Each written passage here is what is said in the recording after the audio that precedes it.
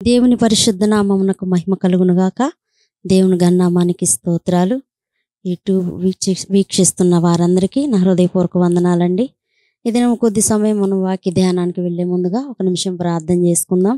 కృపా కనికరం కలిగిన తండ్రి మహోన్నతుడా, నీకు స్తోత్రాలు. ఈ సమయంలో వాక్య ధ్యానంలోకి వెళుతుండగా నాయన మాతో మాట్లాడి బలపరచమని యేసు పరిశుద్ధ నామంలో వేడుకొని ప్రార్థిస్తున్నాం తండ్రి, ఆమెన్. ప్రియ దేవుని బిడ్డలారా, ఈ దినము కొద్ది నిమిషాలు మనం వాక్య ధ్యానంలోకి వెళ్ళిపోదామండి. యోహాను రాసినటువంటి సువార్త 9వ అధ్యాయము 31వ వచనాన్ని మనం చదువుకుందాం. దేవుడు పాపుల మనవి ఆలకింపడని ఎరుగుదుము. ఎవడైనను దేవభక్తుడై ఉండి ఆయన చిత్తము చొప్పున జరిగించిన ఎడల ఆయన వాని మనవి ఆలకించును.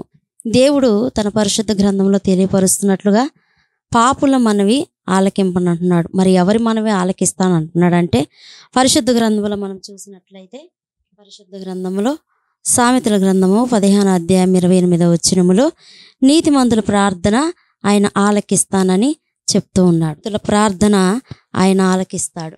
ఎవరు నీతిమంతులు అని మనం తెలుసుకున్నట్లయితే ద్వితీయోపదేశకాండము 6వ అధ్యాయం 25వ వచనములో ఆయన అనుగ్రహించినటువంటి ఆజ్ఞలను ఎవరు పాటిస్తారో వారికి నీతి కలుగుతుంది. అంటే వారు నీతిమంతులని పరిశుద్ధ లేఖనాలు మనకి తెలియజేస్తున్నాయి. అంటే దేవుడు మనకిచ్చినటువంటి ఆజ్ఞలను, కట్టడలను, వీటన్నిటి ప్రకారంగా ఎప్పుడైతే మనము జీవిస్తామో అప్పుడే మనము నీతిమంతులం. వారి ప్రార్థన దేవుడు ఆలకిస్తారు. అలాగే కాకుండా ఇంకా ఎవరు నీతిమంతులని పరిశుద్ధ గ్రంథంలో రాయబడి ఉన్నదంటే, యాకోబు రాసిన పత్రిక 2వ అధ్యాయము 23వ వచనములో అబ్రహాము దేవుని నమ్మెను, అది అతనికి నీతిగా ఎంచబడెను. అంటే దేవుని నమ్ముట వలన మనము నీతిమంతులమని పరిశుద్ధ లేఖనాలు తెలియపరుస్తూ ఉన్నాయి.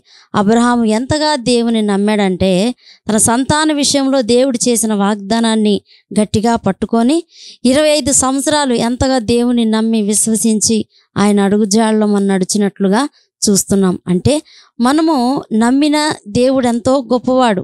ఆ ఒక్క విషయాన్ని మనం గుర్తించినట్లయితే, ఆ ఒక్క విషయాన్ని మనం గుర్తుపెట్టుకున్నట్లయితే మనము నీతిమంతులమని పరిశుద్ధ లేఖనాలు తెలియజేస్తున్నాయి. అంటే దేవుని నమ్మితే మనము నీతిమంతులం. ఎవరు దేవుని నమ్ముతారో వారికి అసాధ్య కార్యములు కూడా సుసాధ్యంగా చేయబడతాయి. నమ్ముట వలన నమ్మువానికి సమస్తము సాధ్యమని పరిశుద్ధ లేఖనాలు తెలియపరుస్తున్నాయి. నువ్వు నమ్మితే దేవుని మహిమను చూస్తావని పరిశుద్ధ లేఖనాలు తెలియజేస్తున్నాయి. అంత మాత్రం కాదు, లూకాసు వార్త 18వ అధ్యాయం 14వ వచనంలో కూడా మనందరికీ తెలిసిన విషయాలే. సుంకరి, పరిసేయుడు ఇరువురు దేవుని సన్నిధికి వస్తారు ప్రార్థన చేయటానికి. అయితే సుంకరి తన పాపాలన్నీ ఒప్పుకొని, ఆకాశం తట్టయిన నా కనులెత్తి చూడటానికి కూడా నేను ఎంత మాత్రం కూడా యోగ్యుని కాదయ్యా అని తన్ను తాను తగ్గించుకొని, తనకు తాను దేవునికి లోపరుచుకొని, తన విషయాలన్నీ, తన సంగతులన్నీ దేవుని సన్నిధిలో చెప్పుకొని ఎంతగా తగ్గించుకొని ప్రార్థన చేస్తారు. దేవాలయానికి రావడానికి ఇరువురుగా వస్తారు. పరిసేయుడు వస్తాడు, సుంకరి వస్తాడు. పరిసేయుడు తను తాను హెచ్చించుకుంటున్నాడు. తను చేసినవన్నీ, ఉపవాసం ఏంటి, ధర్మకార్యాలేంటి, దశమ భాగాలేంటి, చేసిన మంచే దేవుని సన్నిధిలో వెల్లడిపరుస్తున్నాడు. కానీ మా లోపం లేని మనుషులు ఎవరు లేరండి.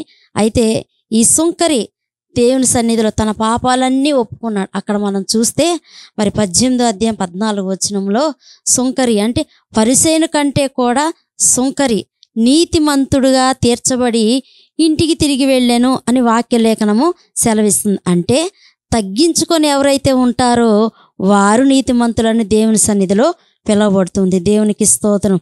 అలాగే కాకుండా 1 సమూయేలు గ్రంథం 24వ అధ్యాయము 17-18వ వచనములో సౌలు దావీదు చేతికి చెక్కబడితే దావీదు అతన్ని ఏమి చేయక అలా వదిలిపెడతాడండి. అప్పుడు సౌలు అంటాడు, దావీదా నాయన అని దుఃఖ స్వరముతో అతని పిలిచి, అయ్యా, అపకారానికి కూడా ఉపకారం చేసిన నీ బుద్ధి, అంటే నీవు నాకంటే కూడా నీతిమంతుడు అని దావీదును గురించి ఒక మంచి సాక్ష్యం సౌలు భక్తుడు ఇస్తున్నట్లుగా మనం చూస్తూ ఉన్నాం. ప్రియ దేవుని బిడ్డలారా, ఎవరైతే దేవభక్తుడై ఉండి ఆయన చిత్తము చొప్పున జరిగిస్తారో వారి మొర మాత్రమే కాదు, నీతిమంతుల మొర దేవుడు ఆలకిస్తారు. ఎవరు నీతిమంతుల మొర ఆలకిస్తారంటే ఎవరైతే దేవుడిచ్చిన ఆజ్ఞలు పాటిస్తారో వారు నీతిమంతులు. రెండవదిగా దేవుని నమ్ముట వలన నీతిమంతులం. మూడవదిగా మనల్ని మనం తగ్గించుకోవటం వల్ల నీతిమంతులం. నాలుగవదిగా పరిశుద్ధ లేఖనాలు తెలియపరుస్తూ ఉన్నాయి, అపకారికి కూడా ఉపకారం చేసే బుద్ధి ఎవరైతే కలిగి ఉంటారో వారు నీతిమంతులని పరిశుద్ధ లేఖనాలు తెలియపరుస్తున్నాయి. కనుక నీతిమంతుల ప్రార్థన ఆయన ఆలకిస్తాడు. అటువంటి నీతి మార్గంలో దేవుడు నిన్ను, నన్ను, మనందరినీ నడిపించునుగాక. ఆమేన్.